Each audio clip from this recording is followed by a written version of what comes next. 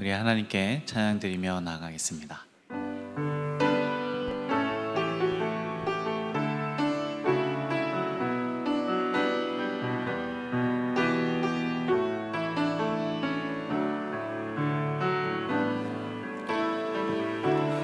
우리 모일 때 주 성령 임하리.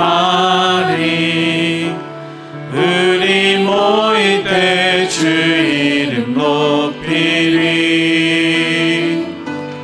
우리 마음 모아 주를 경배할 때 주님 축복하시리.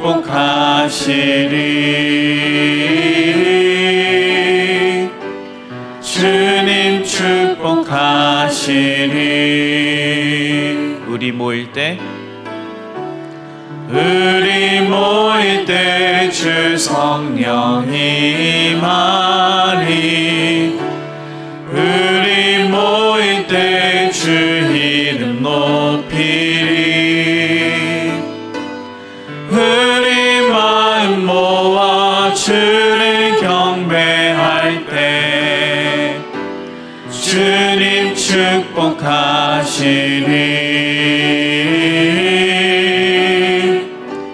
주님 축복하시리.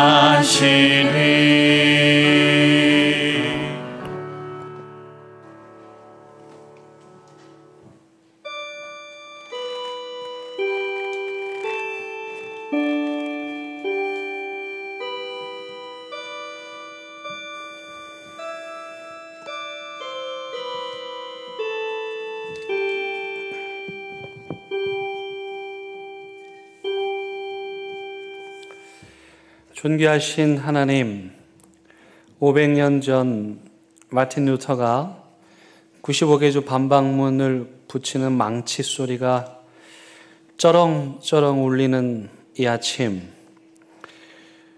우리도 이기심과 탐욕으로 가득한 우리 자신을 십자가에 못 박게 하시어 참 생명과 진리로 초대하시는 성삼위 하나님 앞에서 참되고 진실한 모습으로 서게 하옵소서. 그리하여 모든 죄인을 용서하시고 새롭게 하시는 하나님의 은총으로 우리 몸과 마음을 흠뻑 적셔 주시어 이 시간 눈물과 감격으로 삼위로일체가 되시는 성삼위 하나님만을 전심으로 예배하게 하시기를 예수 그리스도의 이름으로 간절히 기원드립니다. 아멘.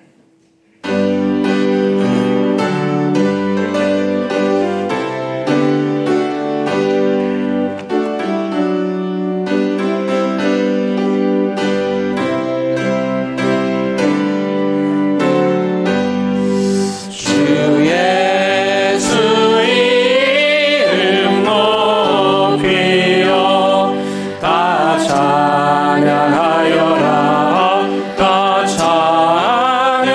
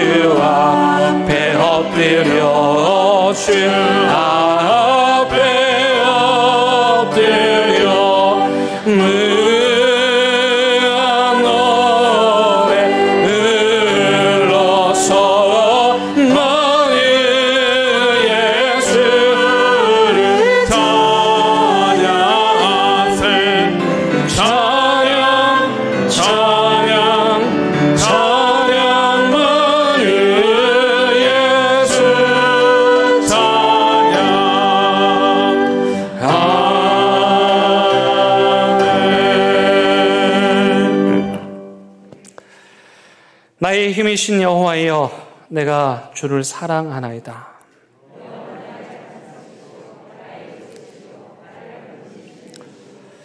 나의 하나님이시여, 내가 그 안에 피할 나의 바위시여, 나의 방패시여. 예수께서 이르시되 오히려 하나님의 말씀을 듣고 지키는 자가 복이 있느니라 하시니라. 이 복음은 모든 믿는 자에게 구원을 주시는 하나님의 능력이 됨이라. 복음에는 하나님의 의가 나타나서 믿음으로 믿음에 이르게 하나니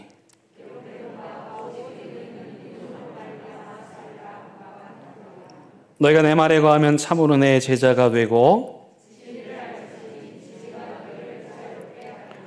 우리 주 예수 그리스도로 말미암아 우리에게 승리를 주시는 하나님께 감사하노니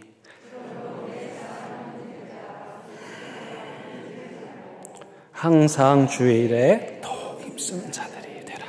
아멘. 나는 전능하신 아버지 하나님 천지의 창조주를 믿습니다. 나는 그의 유일하신 아들 우리 주 예수 그리스도를 믿습니다. 그는 성령으로 잉태되어 동정녀 마리아에게서 나시고 본디오 빌라도에게 고난을 받아 십자가에 못 박혀 죽으시고 장사된 지 사흘 만에 죽은 자 가운데서 다시 살아나셨으며 하늘에 오르시어 전능하신 아버지 하나님 우편에 앉아 계시다가 거기로부터 살아있는 자와 죽은 자를 심판하러 오십니다. 나는 성령을 믿으며 거룩한 공교회와 성도의 교제와 죄를 용서받는 것과 몸의 부활과 영생을 믿습니다. 아멘. 이 시간 자리에 앉으셔서 하나님과 여러분만이 한 은밀한 죄를 침묵 가운데 고백하는 시간 갖겠습니다.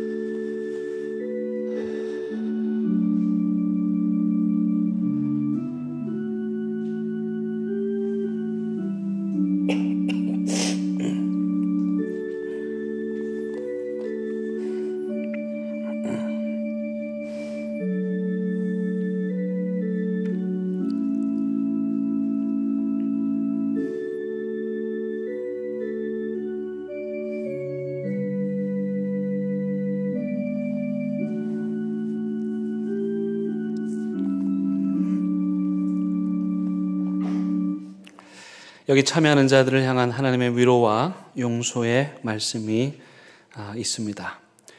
누가 능히 하나님께서 택하신 자들을 고발하리요 의롭다 하신 이는 하나님이시니 누가 정죄하리요 누가 우리를 그리스도의 사랑에서 끊으리요. 이 세상 어떤 피조물이라도 우리를 우리 주 그리스도 예수 안에 있는 하나님의 사랑에서 끊을 수 없으리라. 아멘.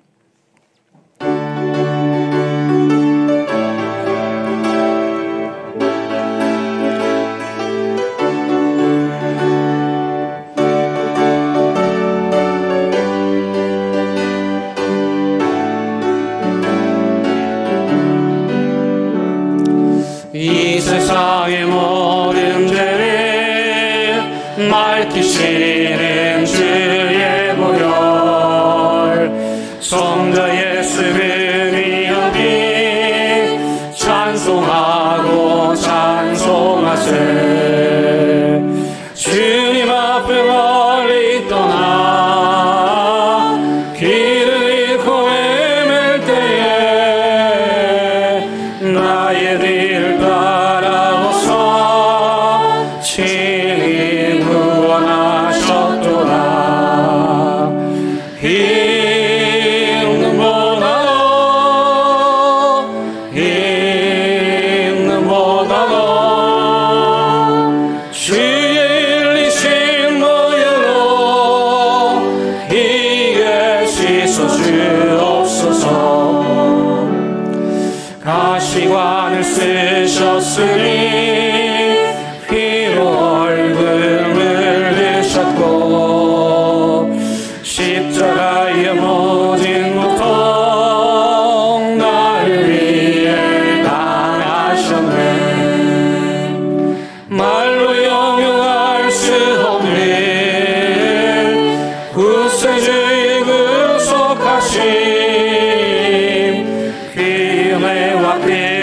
사랑 찬송하고 찬송하세. 있는 모가 너 있는 모가 너 진리신 너여로 이에 씻어 주옵소서. 아버지를 멀리 떠나 바른 길을 저버리고 여러 가지 죄악으로 주용같이 되었으니 물과 등록하시 몸을 씻을 수가 주옵네. 주여 귀한 몸의 피로 날 정결케 하옵소서. 있는 모나 너 있는 모나 너 진리신 너여로 이에 씻어 주옵소서.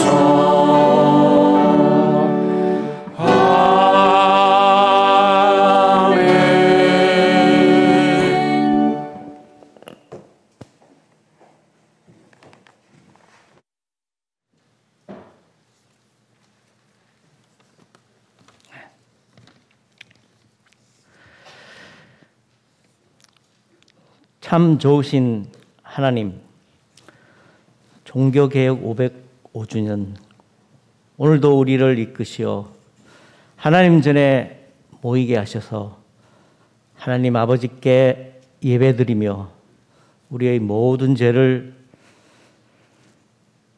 예수님의 보혈로 사해 주심을 감사드립니다. 죄로 인해 모든 병들을 주께서 고쳐주시고 좋은 것으로 덧입혀 주시고 공의를 행하시어 공평을 알게 하셔서 이 세상이 너무나 공평하다는 것을 깨닫게 하여 주시고 억압당하는 자들에게 긍휼을 베푸셔서 위로하여 주시고 우리의 쓴 잔을 거두어 주옵소서. 마음과 육신의 상처들을 치유하여 회복하여 주시고 우리의 탐욕과 정욕을 멀리하게 하셔서 깨끗하고 정결한 마음을 우리 안에 창조하여 주옵소서. 새로운 피택자들을 축복하시고 주님의 몸된 대언교회를 위해 헌신하게 하옵소서. 아직도 코로나로 인해 고통받는 자들을 살펴주시고 다시 확산되지 않게 하시어 우리의 일상이 회복되게 하옵소서.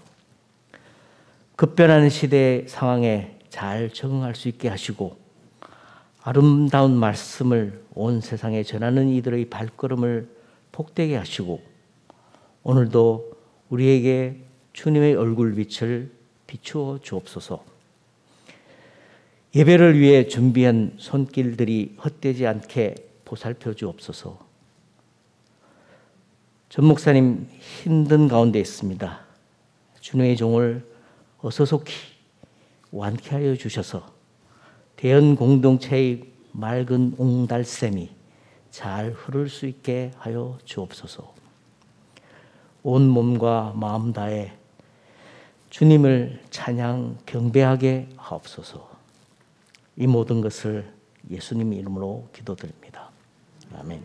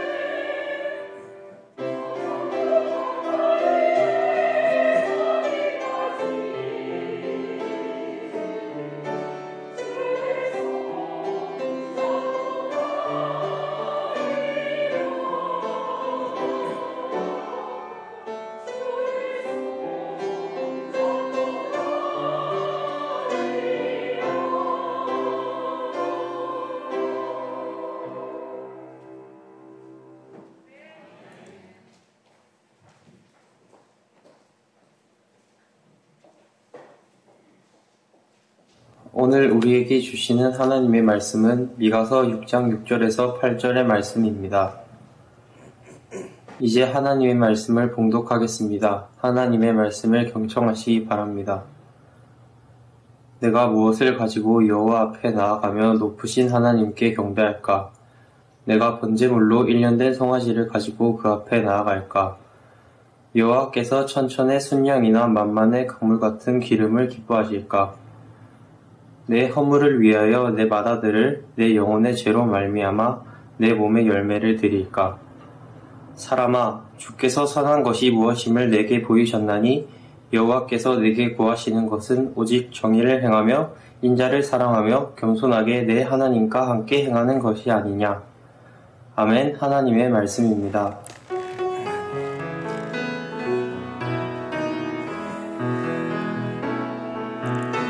이 말씀 따라 사는 동안 지치지 않게 하시고 이 말씀 따라 사는 동안 주님 나라 이루소서. 제가 한 달 정도 이렇게 휠체어를 타고 목발을 짚고 다니다 보니까 이제는 제가 생각해도 제법 잘하는 것 같아요. 그래서 조금만 더 하면 올림픽에도 나갈 수 있지 않을까. 여러분 걱정하실까봐 말씀드립니다. 잘 회복되고 있습니다. 걱정하지 마시고 계속해서 기도해 주시기를 바라겠습니다. 우리 준석이가 성경 말씀 잘 읽어 주었는데 헤어스타일이 참 멋있지 않습니까? 요즘 고3 애들의 마음과 심정을 보여주는 그런 헤어스타일인 것 같습니다. 우리 고3 아이들 계속해서 하나님 말씀 봉독하고 있는데 위에서 기도해 주시기를 바라겠습니다. 코로나 이후 정말 엄청나게 사회가 변하고 있고 또 국제 정세도 급변하고 있습니다. 우리가 아는 것보다 훨씬 더 빠른 속도로 이 세상이 지금 변화의 소용돌이 속에 휘말려 가고 있는데요. 교회도 예외가 아닙니다. 그래서 이런 변화의 한복판에서 지난 코로나 기간 동안에 교회 안에 어떤 일이 있었을까? 그리고 또 앞으로 한국 교회는 또 어떤 일이 일어날까를 전망하는 그런 전문가들의 진단과 분석이 쏟아지고 있습니다. 근데 최근에 한국교회 트렌드 2023이라는 책이 새로 나왔는데 꽤 아주 밀도 있고 또 정확하면서도 분석을 잘 해 놓았습니다. 이 책에서 한 가지 주목하는 점은 지난 코로나 기간 동안에 새로운 형태의 교인들이 생겨났다고 분석합니다. 그 사람들을 일명 영어로 floating Christian이라고 하는데요. floating이라는 말은 무슨 말이냐면 물 위에 둥둥 떠다닌다는 그런 뜻이거든요. 그러니까 한 곳에 머물지 않고 계속해서 떠도는 그리스도인들이 코로나 기간 동안에 많이 생겼다라는 분석을 했어요. 참 이름도 재밌게 붙이잖아요. Floating Christian. 여러분 근데 이해가 되시죠? 이게 무슨 말인지 아시겠죠? 그러니까 코로나 이전에도 사실은 교회는 가긴 가지만 이런저런 어려운 마음들이 있어서 교회 가기를 꺼려 했지만 그러나 또 교회를 평생 다녔기 때문에 어쩔 수 없이 나가던 사람들이 코로나를 맞아서 온라인 예배를 드리다 보니까 온라인 예배를 통해서 영적인 만족을 채우고 또 내가 원하는 또 교회 예배를 드리면서도 굳이 교회를 안 가도 되는 아니 가서는 또 안 되었던 시절도 있었고 그러다 보니 이제 교회 안에서 가장 힘든 게 뭐냐면 관계들이잖아요. 껄끄럽고 서먹서먹한 사람들을 교회 가서 만나야 되는데 굳이 그렇게 하지 않아도 온라인 상에서 예배를 드리고 또 헌금도 할 수 있고 그리고 교제도 선택적으로 자기들이 원하는 대로 할 수 있는, 그래서 이 사람들이 한 교회에 정착하지 않고 온라인상에서 떠돌아다니는, 그래서 이들을 가리켜서 플로팅 크리스찬이라고 하는데 그 숫자가 계속해서 늘어나고 있다고 합니다. 그래서 이 책이 분석하는 이 플로팅 크리스찬의 가장 주된 특징으로 꼽는 것이 뭐냐면 이게 중요한데요. 이들은 종교적인 것은 싫어하지만 영적인 것은 추구하는 사람들이에요. 즉 교회는 나오지 않지만 하나님은 믿는, 예배를 드리러 나오지는 않지만 신령한 것은 사모하는 사람들이라고 합니다. 그래서 영어로 spiritual but not religious 이렇게 표현을 합니다.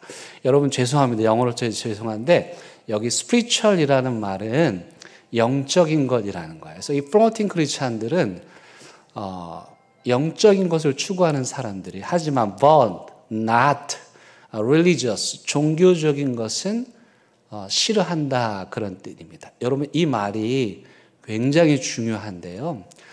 모든 인간의 내면에는 영적인 것을 추구하는 마음이 있답니다. 그래서 스피리추얼한 것을 추구해, 즉 하나님의 은혜를 만나고 말씀을 통해서 은혜를 깨닫고 예배를 통해서 하나님의 영광을 체험하는 이 스피리추얼한 거는 원해요. 교회를 떠난 것도 아니고 하나님을 안 믿는 것도 아니에요. 그런데 religious, 종교라고 번역되는, 이 앞에 제도 종교라는 말을 넣으면 더 이해하기 좋을 것 같은데요.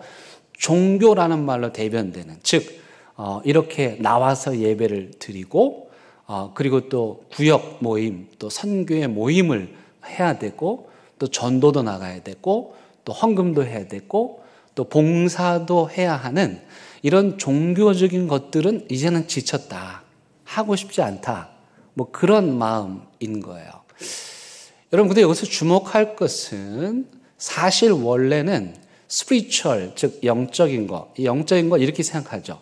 하나님을 사랑하는 마음 이렇게 생각해요. 하나님을 사랑하는 마음으로 예배했죠. 하나님을 사랑하기 때문에 봉사했죠.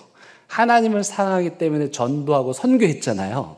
그런데 교회 생활을 오래 하다 보니까 이상하네. 이 영적인 것과 종교적인 것이 일치하지 않는다는 사실을 발견한 거예요. 원래는 이게 일치해야 되거든요. 종교적 행위, 즉 예배를 통해서 하나님의 영광을 날마다 체험해야 하는 게 맞죠. 또 성도 간의 교제, 그 교제를 통해서 하나님의 사랑을 체험해야 하는 게 맞잖아요. 그런데 이 종교적 행위들이 오히려 딱딱하게 굳어져서 스피리추얼한, 그 본질적인 영적인 것을 가로막는 일들이 일어나더라는 거예요. 제도권 교회 안에서. 그래서 많은 사람들이 제도권 종교를 떠나고 있고 그렇게 떠돌아다니면서 자신의 영적 만족을 채워가고 있다는 거예요. 이게 바로 오늘 우리가 처한 한국 교회의 현실입니다. 비극은 종교와 영성은 같아야 하는데 종교적 행위들, 예배, 봉사, 섬김, 교제, 그것이 곧 영적인 것이어야 하는데 이 둘이 일치하지 않고 있다는 것이 비극이라는 것입니다. 그래서 한스 퀸이라고 하는 아주 유명한 독일의 신학자가 그의 은퇴식에서 이런 예언을 일찍이 하였습니다. 앞으로 형식적인 종교는 지구상에서 다 사라질 거다. 오히려 본질을 추구하는 영적인 것만 남을 거다라고 예언을 했는데 그 예언이 지금 우리 사회에서 조금씩 맞아 떨어져 가고 있는 거예요. 자, 보세요. 영적인 것, 즉 하나님을 사랑하는 본질적인 것. 그래서 예배하고 봉사하고 선교하고 교제했는데 이것이 불일치했던 시대가 또 있었으니 그게 바로 중세 카톨릭 시대였습니다. 미사를 드리는데 미사를 드리러 온 사람들이 알아듣지 못하는 라틴어로 사제들이 말을 하고 성경을 읽는데 라틴어 성경으로 성경을 읽어요. 그러니까 미사를 드리러 가서 하나님을 만나고 은혜를 체험해야 하는데 그 영적인 갈급함이 미사를 통해서 채워지지 않는 종교적 행위인 미사가 영적인 것들을 채우지 못하던 시대였어요. 그뿐만이 아니라 미사 때 성찬식을 하면 평신도들에게는 잔을 주지 않았어요. 차별을 하는 것이죠. 그러니까 예수 그리스도의 신령한 몸과 피 앞에서 누구나 다 그 성찬을 먹고 마실 수 있는데 그것을 통해서 예수님의 보혈의 은혜와 십자가의 은혜를 체험해야 하는데 그 은혜로부터 소외된. 그래서 중세교회를 한마디로 말하면 영적인 것, 즉 신령한 것을 사모하는 영적인 갈급함과 종교적인 행위들이 불일치했던 시대라고 말할 수 있는 것입니다. 그리고 예수님 시대에도 마찬가지였는데요. 예수님께서 장로들, 즉 교회의 지도자들을 책망을 하십니다. 왜냐하면 이 종교 지도자들이 그들이 전통으로 내세우는 것들이 있었어요. 근데 그 전통으로 내세우는 것들이 보면 다 위선적인 것이에요. 겉으로만의 경건인 거예요. 지난주 수요일 날도 함께 나눴는데 한 가지 예를 말씀을 드리면 제자들이 밥을 먹는데 손을 씻지 않는 거예요. 여러분 밥 먹을 때 손 안 씻으면 안 되죠, 당연히. 식사 전에 손 씻는 건 당연한 거예요. 그들이 더더군다나 식사 전에 손을 깨끗하게 씻는다는 건 단지 위생적인 개념을 뛰어넘는 하나님 앞에 정결한다는 그런 예식이었단 말이에요. 그러니까 예배였다는 말이죠. 예식이었다는 거예요. 그런데 제자들이 음식을 먹을 때 손을 씻지 않아요.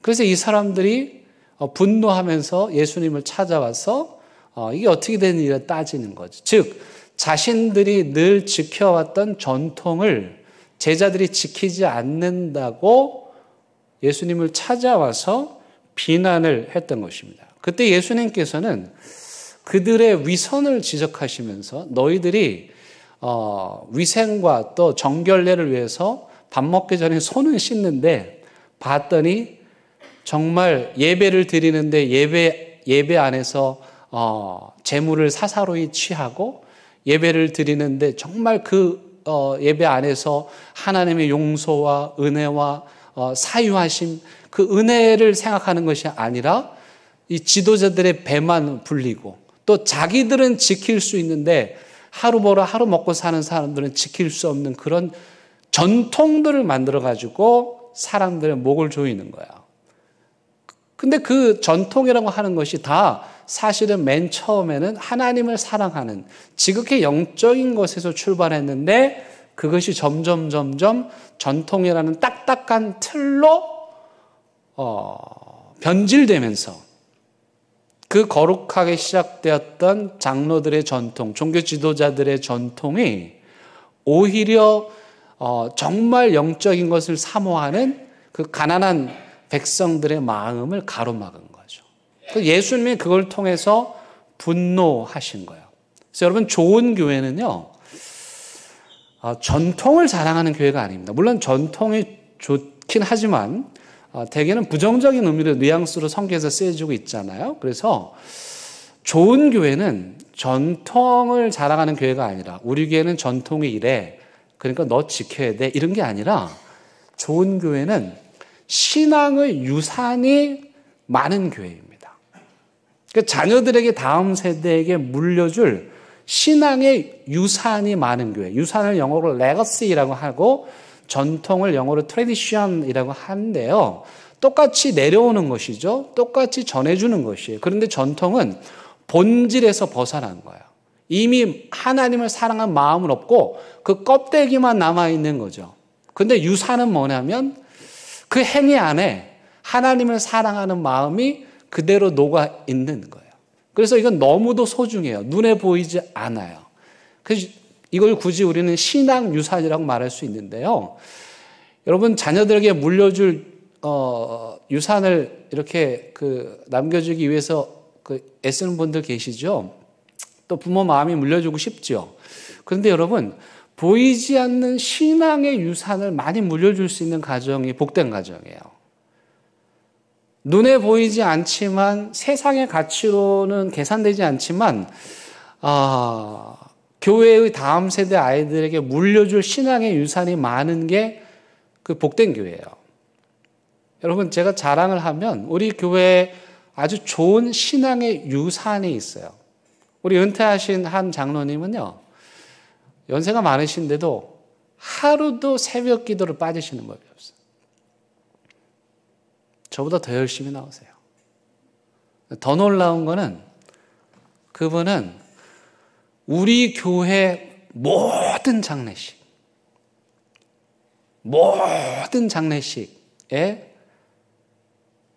입관예배 발인 예배 한 번도 안 빠지세요. 이런 걸 뭐라고 하냐면 레거시, 신앙의 유산이라고 그래요. 만약에 이걸 이제 제도화해가지고 그분이 이렇게 하니까 우리도 이렇게 하자 틀에 가두면 전통이 되는 거지만, 눈에 보이지 않지만 그러나 교회 지도자로서 성도들의 아픔의 현장에 늘 함께 있는 그 모습, 기도의 자리에 늘 한결같은 마음으로 있는 그 모습, 그게 뭐냐면 신앙의 소중한 레거시, 유산인 거예요. 그래서 우리 교회는 전통을 자랑하면 안 되고요, 이런 신앙의 유산들이 많아져야 되고 그 물려준 신앙의 유산이 많은 것을 자랑하는 교회가 돼야 됩니다. 여러분, 그렇다면 우리가 종교개혁의 후예들인데 종교개혁의 선배들이 우리에게 물려준 신앙의 소중한 유산은 뭐가 있을까요? 제가 지난 한 달 동안 말씀을 드렸는데 좀 정리를 해드릴게요. 우리 종교개혁의 선배들이 우리에게 남겨준 아주 소중한 신앙의 레거시, 유산이 있는데 그 첫 번째는요, 하나님의 말씀을 회복했다는 거예요. 중세교회는 하나님의 말씀을 잃어버렸고, 그래서 역사가들은 그 중세의 천년을 암흑기라고 말해요. 잔인한 평가인데 하나님 말씀의 기준으로 보자면 그렇다는 거예요. 하나님의 말씀이 사라지고 하나님의 말씀이 가려진 시대는 어둠의 시대라는 것이죠. 근데 종교개혁가들은 그 어둠 속에 묻혀 있었던 하나님의 말씀을 다시 꺼내어서 사람들에게 읽고 듣도록 하였다는 거예요. 그래서 말씀의 회복, 말씀 중심의 신앙생활, 그 말씀을 번역하다가 화형당하고 그 말씀을 번역하다가 감옥에 갇히고, 그럼에도 불구하고 사람들에게 하나님의 말씀을 듣게 하려고 했던 이 종교개혁가들의 그 모습, 그건 더할 나위 없는 너무도 소중한 신앙의 유산인 거예요. 두 번째는 뭐냐면 껍데기 전통에 저항하는 거예요. 우리를 개신교라고 그럽니다. 개신교, 고칠개 믿을 신이에요. 우리는 우리의 신앙에 있어서 우리의 잘못된 점이 있으면 언제라도 하나님 말씀의 거울에 비추어서 우리 자신들을 고치는 사람들이에요. 그래서 딱딱하게 굳은 전통에는 마틴 루터처럼 또 칼뱅처럼 저항할 줄 아는, 잘못됐다고 말할 줄 아는, 이건 아니라고 말할 줄 아는 그런 저항 정신이 있는 거예요. 세 번째, 여러분, 우리 종교개혁의 후예들 꼭 새겨들어야 하는데, 그건 뭐냐면 개신교도들은 현실에 안주하지 않고 끊임없이 새로움을 향해서 나가는 거예요. 여러분, 루터가 현실에 안주했다고 생각해 보세요. 아니, 칼뱅이 뭐가 아쉬웠겠어요. 그런데 그 잘못된 교회의 모습들, 교회 지도자들의 모습들을 보고 거기서 그냥 안주하지 않고 그 잘못된 형식과 틀을 깨뜨리고 나온 거예요. 그래서 이런 말이 있습니다. 우리가 개혁주의자들이거든요. 개신교이면서 항상 개혁하는 교회다라고 해서 우리를 개혁주의라고 부르는데, 개혁된 교회는 계속해서 항상 개혁되어야 한다. 이게 종교개혁의 모토입니다. 우리가 종교개혁의 후예들로서 자랑스럽게 해야 될 일은 뭐냐면 그냥 좋은 게 좋은 거지 뭐. 그러면서 현실에 함몰되고 안주해서는 안 되고 끊임없이 하나님 말씀에 우리 자신을 비추어서 개혁하고 변화하는 것. 그게 종교개혁의 선조들이 우리에게 남겨준 세 번째 소중한 유산입니다. 네 번째 소중한 유산은 너무 중요한데요. 사람 차별하지 않는 거예요. 이게 무슨 말이냐면 중세 교회 때 성찬식을 합니다. 매주 성찬식을 합니다. 그럼 성찬식에서는 뭘 나눠주죠? 빵과 포도주를 나눠줍니다. 그런데 이 성찬식을 할 때 중세 사제들이 성도들에게, 평신도들에게 빵을 나눠줍니다. 근데 포도주는 나눠주지 않아요. 왜일까요? 일단 좀 치사하잖아요. 자기들은 먹어. 다 보는 데서 먹어. 근데 성도들한테는 나눠주지 않아. 그 이유는 뭐냐면 그들은 성찬식에 사용되는 빵과 포도주가 실제 예수님의 몸과 피라고 생각을 했어요. 그래서 이 무지한 평신도들에게 포도주를 나눠줬다가 그 포도주가 턱수염에 묻으면 어떻게 하냐. 예수님의 거룩한 보혈이 저 무식한 사람들이 턱수염에 묻으면 안 된다. 또 나눠주다가 쏟으면 어떻게 하냐. 그래서 성찬식에서 사람을 차별하는 거예요. 사제들은 빵과 포도주를 먹는데 평신도들한테는 그걸 나눠주지 않는 거예요. 물론 제2 바티칸 공의회에서 이걸 바꿨습니다. 그래서 가톨릭에서도 성찬식 할 때 평신도들에게도 포도주를 나눠줘라. 근데 현실에서는 그렇지가 않아요. 제가 여기 오기 전에 서울에서 가장 유명한 성당에 사순절 예배를 참여한 적이 있었어요. 근데 제가 분명히 보았습니다. 성찬식을 하는데 빵은 나눠주는데 포도주는 나눠주지 않는 거예요. 바티칸 공의회에서 이미 결의되었음에도 불구하고 우리나라에서 가장 크다는, 가장 유명하다는 성당에서조차 여전히 포도주를 나눠주지 않는 차별이 존재하는 거예요. 그래서 종교개혁 당시 눈으로 보이는 표면적으로 가장 나타난 개신교의 큰 특징은 뭐였냐면 성찬식 할 때 모든 사람들에게 빵과 포도주를 나누어 주는 것이었어요. 여러분, 사람 차별하면 안 돼요. 하나님 앞에서 사제가 있고 평신도가 있고 아니에요. 여러분, 제가 오늘 마틴 루터가 종교개혁의 그 모토로 삼았던 그 로마서 1장 16절 말씀 읽는데 제 가슴이 뭉클했어요. 오직 의인은 믿음으로 말미암아 살리라. 가난하든 부하든 평신도든 사제든 누구든지 예수 그리스도를 믿고 구원받는 생명의 복음을 이 종교개혁가들이 건져낸 거예요. 마지막으로는 종교개혁가들이요, 교회 안의 문제만 신경을 쓴 것이 아니라 사회개혁에도 힘을 썼어요. 그래서 칼빈 같은 경우에는 유럽 사회의 기틀을 마련했다고 역사가들이 평가를 합니다. 왜냐하면 칼빈이 말한 그 청지기론이란 뭐냐면 모든 것이 하나님께로부터 온 것이고 우리가 그것을 잘 관리하고 다스리는 역할을 맡았다. 그리고 또 직업 소명설, 거룩한 직업이 있고 거룩하지 않은 직업이 있는 게 아니다. 편의점 알바든 가운을 입고 일하는 직업이든 다 각자가 하나님으로부터 소명을 받은 거룩한 직업이다. 이것이 유럽 사회의 기틀을 마련하는데 큰 역할을 했습니다. 뿐만 아니라 칼뱅은 복지기관들을 많이 설립함으로써 그 시대의 소외된 사람들을 돌보는 일들을 했습니다. 이게 바로 종교개혁의 선조들이 우리에게 남겨준 소중한 신앙의 유산입니다. 그리고 이제 우리가 그 종교개혁의 후예들이 되어서 그 몫을, 그 역할을 감당하게 되었죠. 사진 하나 보여드리겠습니다.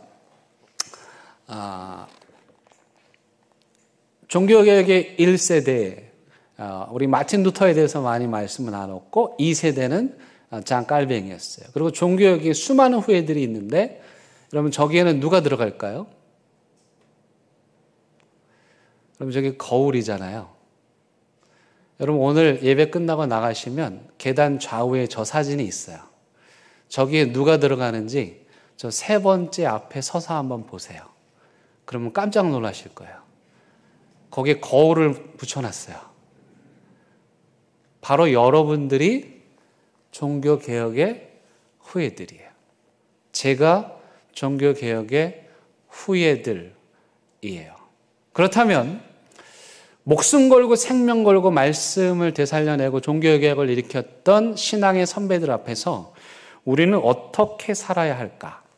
어떻게 사는 것이 종교개혁의 후예답게 사는 것일까? 그 해답을 오늘 우리는 본문에서 찾을 수 있습니다. 여러분 본문 한번 보시면 오늘 이 세 구절, 특별히 8절 말씀은 별표를 쳐놓으시고 암송하면 좋겠고 이것을 구약의 황금률이라고 합니다. 구약에서 가장 중요한 구절을 꼽으라면 바로 이 구절이라는 뜻이죠. 준석이가 알고 읽었는지는 모르겠지만 너무도 중요한 구절인데 자 8절 이전에 여러분 6절 7절 말씀을 한번 볼게요. 여기에도 영적인 것과 종교적인 것이 나누어져 있어요. 잘 보세요. 자 6절입니다. 내가 무엇을 가지고 여호와 앞에 나아가며 높으신 하나님께 경배할까? 내가 번제물로 1년 된 송아지를 가지고 그 앞에 나아갈까? 여호와께서 천천의 순양이나 만만의 강물 같은 기름을 기뻐하실까? 내 허물을 위하여 내 마다들을 내 영혼의 죄로 말미암아 내 몸의 열매를 드릴까? 이렇게 질문합니다. 무슨 말이냐면 구약 시대에는요 소나 양이나 염소로 하나님께 제사를 드렸단 말이에요. 그러니까 당연히 제사 드리러 나갈 때 이거 가지고 가야죠. 근데 지금 이 저자가 하는 말은 무슨 말이에요? 세상의 사람들이 처음에는 자기 대신 죽어가는 양을 보면서 충격받은 거예요. 자기 죄 때문에 재물을 가지고 가서 제사장 앞에서 그 재물을 잡고 그 재물이 죽어가는 거 보고 충격받고 내가 다시는 죄 지으면 안 되겠다 그랬는데 그게 반복되다 보니까 이제 양 한 마리, 요거는 소 한 마리, 요거는 비둘기 한 마리 아무 감동이 없이 재물을 가지고 와서 재물 하나님께 바치는 거예요. 그래서 이 미가 선지자가 말하는 거예요. 하나님이 그 재물을 원하는 게 아니지 않냐. 형식적 예배를 원하는 게 아니지 않냐. 재물이 필요 없다는 말이 아니라 마음이 없는 재물을 가지고 나간들 무슨 소용이 있겠느냐? 그런 말 하는 거예요. 그러면서 8절에서 구약의 황금률 우리 다 같이 읽어볼까요? 시작. 사람아 주께서 선한 것이 무엇임을 내게 보이셨나니 여호와께서 내게 구하시는 것은 오직 정의를 행하며 인자를 사랑하며 겸손히 내 하나님과 함께 행하는 것이 아니냐. 자 여기 세 가지가 나오죠. 정의, 인자를 사랑, 겸손. 자 첫 번째 정의라는 말 많이 말할 수 있는데 미슈파트, 째데크 이런 말 할 수 있는데 정의하면 올바르게 하는 거죠. 이게 사실은 재판 용어거든요. 근데 여러분 성경 구약 성경을 자세히 읽어보면 법적인 정의, 구약 성경이 추구하는 미슈파트 정의는 뭐냐면요 가난한 자들과 친구가 되어주는 거예요. 시시비비를 옳게 분명하게 가르는 게 아니고 미슈파트는 뭐냐면 공의는 뭐냐면 약자와 친구가 되어주는 거예요. 판사가 재판정에서 그 아이에게 그 잘못을 분명히 법적 기준에 따라서 형량을 선고하고 그래서 소년원에 갔다 오고 나면 갈 것 없는 그 아이들과 함께 쉘터를 만들어서 그들과 어울려주는 것. 재판정에서 그 아이의 죄를 옳고 그러면 시시비비를 가린 것도 정의지만 그리고 재판정 아래 내려와서 그 아이의 친구가 되어주는 것이 구약이 추구하는 미슈파트 체데크 진짜 정의예요. 여러분 대형교회 성도님들께 부탁합니다. 앞으로 구약 성경에서 정의, 공의 나오면 딱딱하게 생각하지 마시고 뭐라고요? 하나님의 공의는 뭐예요? 왕따의 친구가 되어주는 거예요. 아무도 없는 그 사람 옆에 가만히 가서 손잡아주는 거예요. 혼자 쓸쓸히 점심 먹고 온 그 동료 직원에게 아이스 아메리카노 한 잔 내미는 거예요. 그게 미슈파트 정의예요. 구약이 말하는 정의예요.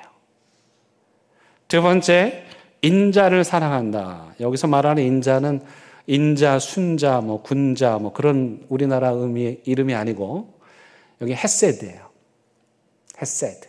이건 신실함이에요. 신실한 삶을 사랑한다. 변함없는 하나님 앞에서 신실한 삶을 추구하는 거예요. 조속으로 바뀌는 게 아니고 하나님 앞에 충성 다하는 거예요. 마지막 세 번째 뭐죠?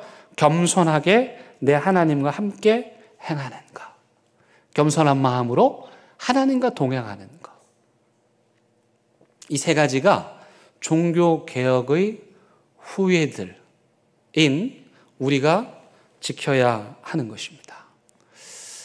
이것을 시편 15편은 기가 막히게 아름다운 시로 종교개혁의 후예들의 삶이 어떠해야 하는지, 참 그리스도인, 참 영적인 그리스도인의 삶이 어떠해야 하는지를 보여주고 있습니다. 제가 읽겠습니다. 주님, 누가 주님의 장막에서 살 수 있겠습니까? 누가 주님의 거룩한 산에 머무를 수 있겠습니까? 깨끗한 삶을 사는 사람, 정의를 실천하는 사람, 마음으로 진실을 말하는 사람, 혀를 놀려 남의 허물을 들추지 않는 사람, 친구에게 해를 끼치지 않는 사람, 이웃을 모욕하지 않는 사람, 하나님을 업신여기는 자를 경멸하고 주님을 두려워하는 사람을 존경하는 사람입니다. 맹세한 것은 해가 되더라도 깨뜨리지 않고 지키는 사람입니다. 높은 이자를 받으려고 돈을 꾸어주지 않으며 무지한 사람을 해칠세라 뇌물을 받지 않는 사람입니다. 이러한 사람은 영원히 흔들리지 않을 것입니다. 이게 바로 종교개혁가들의 후회다운 삶인 거예요. 제가 일전에 한번 말씀드린 적이 있는데 한 번 더 말씀드립니다. 더 레지던트라고 하는 미국 그 메디컬 드라마가 있습니다. 의학 드라마인데 제가 즐겨본 이유는 그 의학 드라마의 배경이 제가 있었던 아틀란타에 있는 아틀란타 하스피털, 아주 큰 유명한 대형 병원을 배경으로 해서 제가 관심 갖고 그 드라마를 다 보았는데요. 가장 제 마음에 남는 인상 깊은 장면을 꼽으라면 이것입니다. 여러분, 그 대형 병원의 병원장 정도 되려면요, 실력도 실력이지만 사실은 약간의 야망도 있어야 되는 거예요.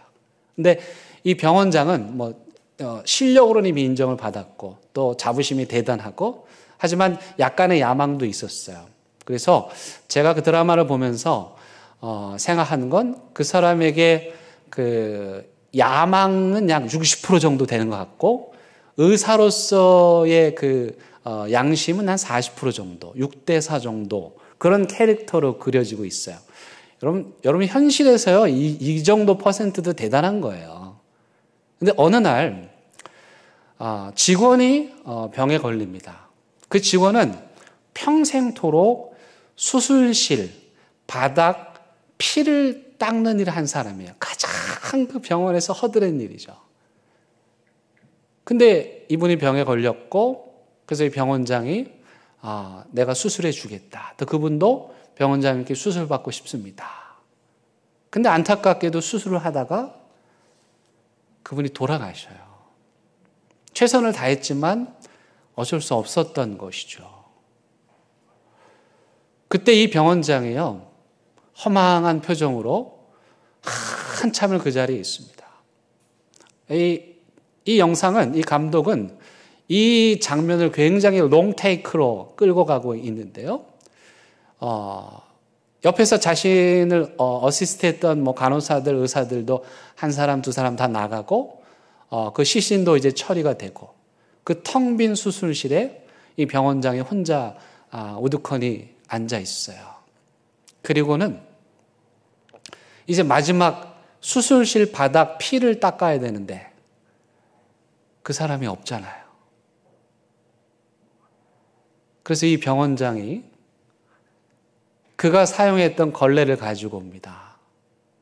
그리고 그가 했던 일, 그 병원에서 가장 밑바닥 일, 수술실 바닥에 흥건한 피를 닦는 일을 이 면장이 하는 거예요. 그 장면을 길게 보여주는데 가슴 뭉클했습니다. 여러분, 우리가 세상을 살아가다 보면 우리도 이분처럼 적당히 6대4 정도 신앙이 사고 야망이 6이고 뭐 가끔 바뀌기도 하고 그럴 수 있어요. 그러나 적어도 인간의 도리,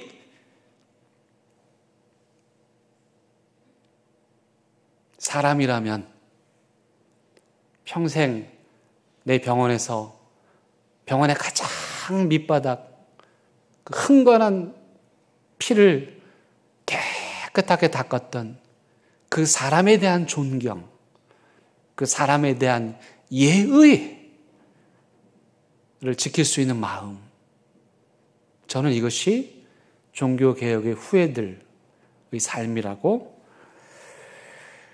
생각합니다. 우리는 다음 세대에게 무엇을 남길 것인가? 우리 권사회는 이럽니다. 전통에 따르세요. 우리 안수집사회는 이러니까 전통에 따르세요. 우리 대은교회 전통은 이런 거야. 니들이 왜 이렇게 말해? 그런 교회 아니고 말하지 않아도 흠모할 만한, 따르고 싶은 신앙의 유산이 많은 우리 대은교회 되기를 정말 간절한 마음으로 여러분들에게 부탁을 드립니다. 우리 함께 찬양할 텐데 오늘 찬양은요, 마틴 루터가 만든 곡입니다. 그 치열한 종교개혁의 현장에서 믿음으로 싸웠던 그의 삶을 여러분들 찬양을 통해서 한번 느껴보시기 바랍니다.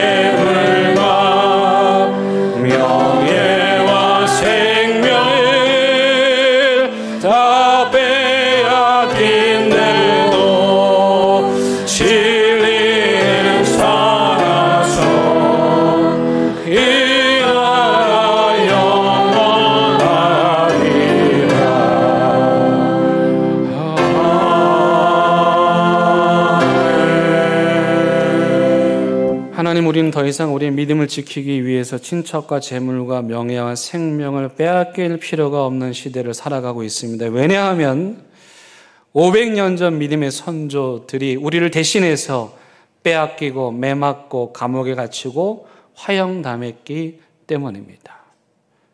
그들의 희생과 눈물과 고통과 불의에 저항하는 그 정신을 통해서 우리에게 물려준 소중한 신앙의 유산, 이 하나님의 말씀, 우리 마음판 깊이 새기고 공의와 진실한 삶과 겸손한 마음으로 참 종교개혁의 후예들다운 삶 살아가게 하옵소서. 예수님의 이름으로 기도드립니다. 아멘.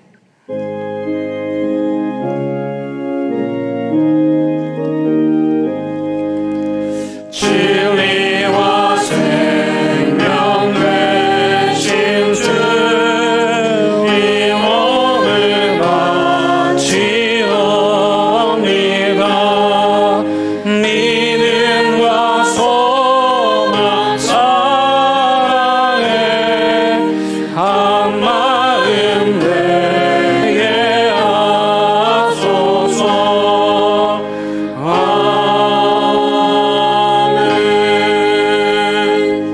하나님, 이 시간 하나님 앞에 귀한 예물 올려드립니다. 주님, 우리의 마음이 담긴 예물인데 주께서 잘 아실 줄로 압니다. 주님, 이 드리는 마음, 믿음의 고백 기억하여 주시고 앞으로 평생토록 하나님 앞에 헌금할 때 마음 없는 예물 드리지 않도록 언제나 우리의 마음과 생명이 담겨있는 정직한 땀의 열매가 담겨있는 그런 예물 드리는 삶, 그래서 늘 하나님이 기뻐하시는 삶 살아가게 하여 주옵소서. 하나님, 어젯밤 종교개혁 기념일과 같은 날 세속적 파티에 참가한 수많은 이 땅의 젊은이들이 끔찍하게 죽는 안타까운 일이 일어났습니다. 그들을 탓하기 전에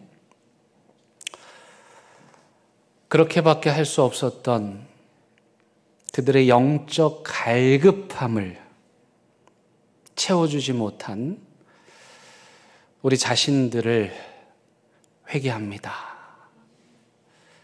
참된 진리이신 예수님만이 그들의 갈급함의 유일한 생명수였는데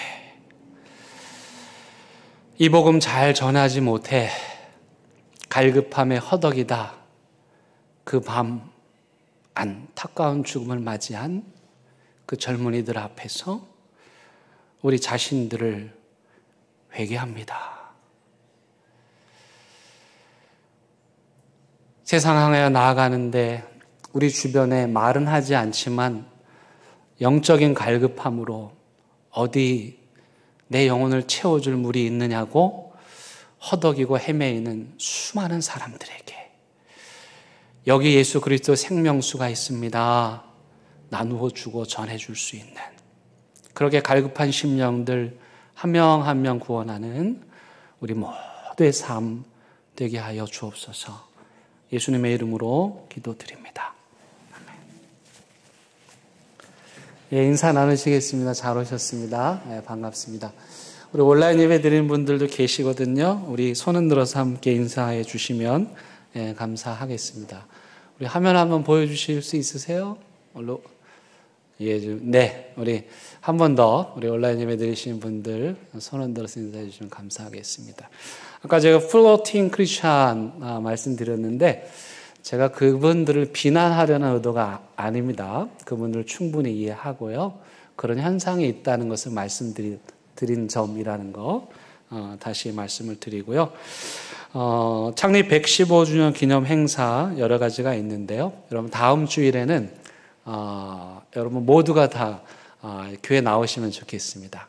여러분 자신을 하나님 앞에 선물로 드리시고 교회 115주년 생일이니까 우리 다 함께 얼굴 보고 기뻐하는 날 되기를 바랍니다. 또 다음 주일 오후 3시에는 하나님의 직분자들을 사람을 세우는 임직 예식이 있습니다. 우리 교회 행사여서요. 여러분 참여하셔야 됩니다. 기억하시고 혹시 여러분들 뭐 구역원이든 또 같은 부서에서 일하는 분이든 그런 분들 임직 받으면 함께 나오셔서 마음으로 축하해 주시기를 바랍니다. 그날은 또 외부에서 손님도 오십니다. 그래서 어제 우리 많은 분들이 오셔서 교회 청소하고 또 맛있는 음식도 나누고 모처럼 정말 활기찬 분위기를 느낄 수 있었는데요. 봉사하는 분들이 많이 필요합니다. 손님 맞이할 수 있도록 여러분 자원하셔서 우리 김치 목사님 찾아오셔서 제가 뭐 하면 됩니까? 이렇게 물으시면 됩니다.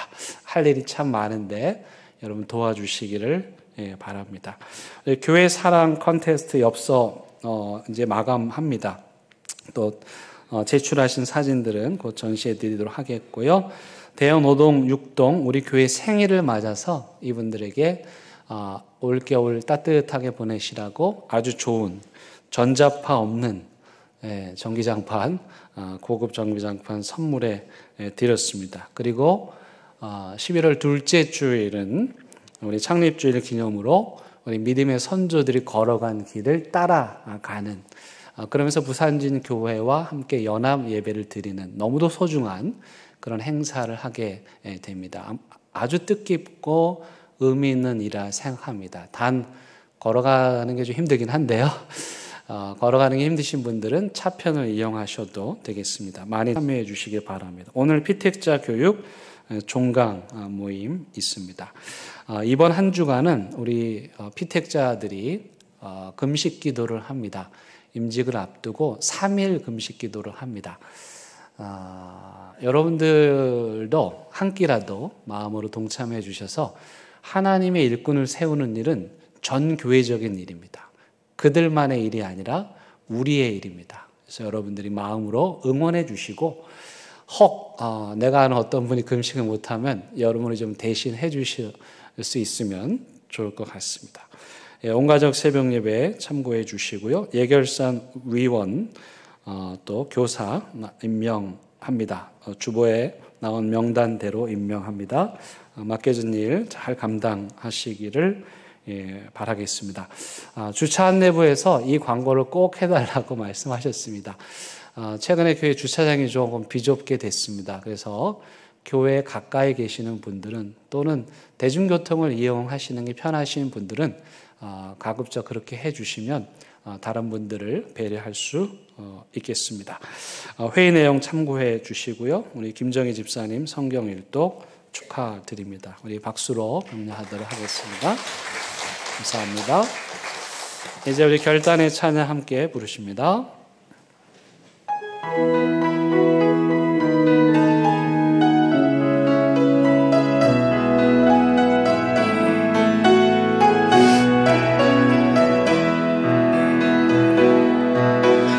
선한 힘을 고요히 감사하여 그 놀라운 평화를 누리며 아기들과 함께 걸어가네 아기들과 희망을 여네 지나간 아픔과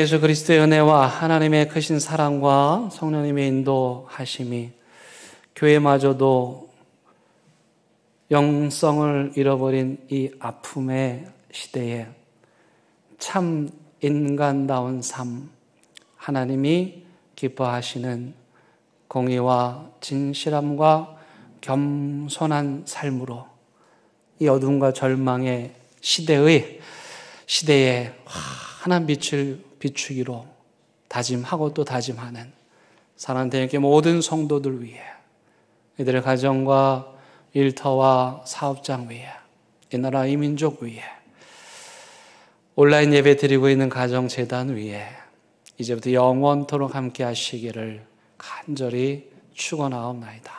아멘.